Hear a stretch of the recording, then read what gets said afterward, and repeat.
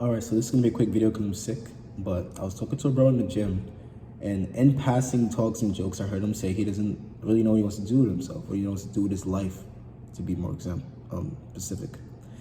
And I thought to myself, as much as I see this guy in the gym, where I'm really questioning if he's here when I'm not here, and I'm here almost every day, so if he's here when I'm not here, then he literally is here every day, which is crazy because that's how some people are. But he doesn't know what he wants to do. And it put me in a position where I really had to answer his question and think, okay, how did I figure out what I want to do? And it led me to having two explanations. One, which is the first thing that I figured out for myself. Another is advice that I got that I've kept with me as well, and it aligns.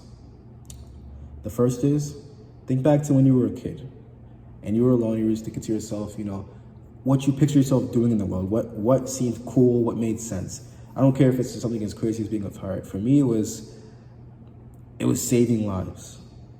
And I mean that in the most self-sacrificing and crazy way you can imagine it. All I pictured as a kid, while I'm in class, doodling in my notebook, while teachers going off and I can barely hear them, is saving people. Whether it was something as crazy and self-sacrificing as hopping in front of a car to save one woman and being hit, mind you, that's how my thoughts would go. Not even successfully evading the car myself, but just saving them. That's all I used to think about, is just saving people, whether it was one or whether it was many. That was I didn't even know what the word ambition was at the time, but I guess it was sort of my ambition or my passion, because that's all I used to think about, was saving people. And the second thought I had around that time also is this urge to amaze people. And I'm an introvert, so I generally don't even like to be around that many people, but that was also one of my innate desires. And it's funny because when you look forward now, when I found something that I generally am doing, it combines the two, doesn't it? I get to help people, which is in a sense is saving people, and I get to amaze people or amaze myself in self-improvement. So they generally, my two innate thoughts combined, and that was my purpose. The second thing, and this is something I broke down to him too, is you're gonna make a schedule, right, of your most productive, perfect, optimal day, right? Look at it now, right? Whether, I wake up, I have breakfast, I do my little morning jog, I, do this, I go to work, whatever it is, right? But just say, let's exclude work for a second. We're gonna replace work with just something productive, something that you feel is productive with that same amount of time. Suppose we'll do like 4 to 6 hours instead of the 8. Okay, when you're writing this optimal schedule down, what does that thing always tend to be? One thing I said to him is, no matter what happens in this gym, no matter what workout he has, no matter how busy he says he is, I always catch him boxing on the bag. Like no matter what, he always makes time for it. At the end of the workout, at the beginning of the workout, etc. So I thought to myself, well, this is probably what you should be doing, right? You enjoy it a lot, don't you? Like you really like this. Like you're a fighter. And he's like, yeah, but I wouldn't really know how to like get, what I do, like vlogging maybe. I'm like, yo, this is clearly what you should do. It's clearly what you're making time for. If you write a schedule right now, which I made him think about, this is what you would put in it, without a doubt. And it would take up a lot of time because you enjoy it. So all you have to do now is figure out how to monetize it. The same goes for you. Whatever that thing is that fits within that 4 to 6 hour block of that most productive day you have in your head, keep in mind, that could be the most productive thing you do throughout that day, and the rest could just be breakfast, reading, sleep. But clearly, since you're making time for it in that manner, it's important to you. This should be what you do.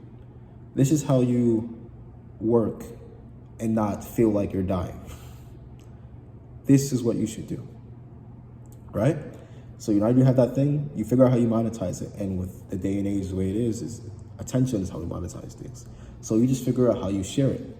And try not to take too much time in this. Don't, literally everything I said just now, you should be writing it down. You shouldn't be wasting any time. Try to commit to these actions right away, because you're probably gonna end up wrong here and there.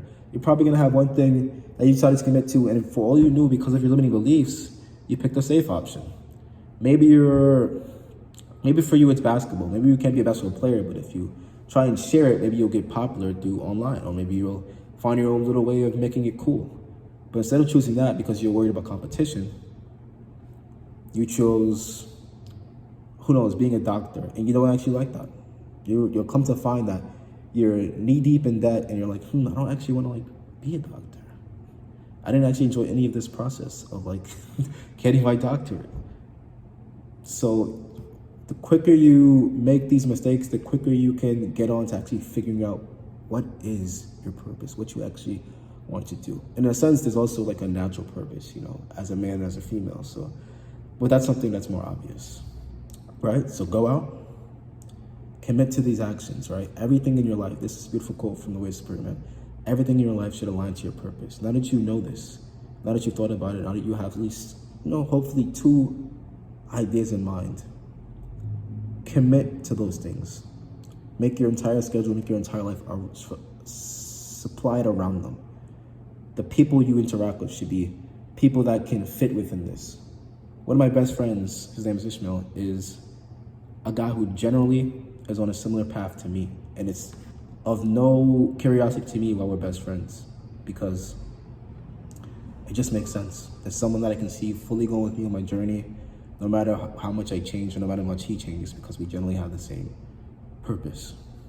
Now go out, find your purpose, and impress yourself.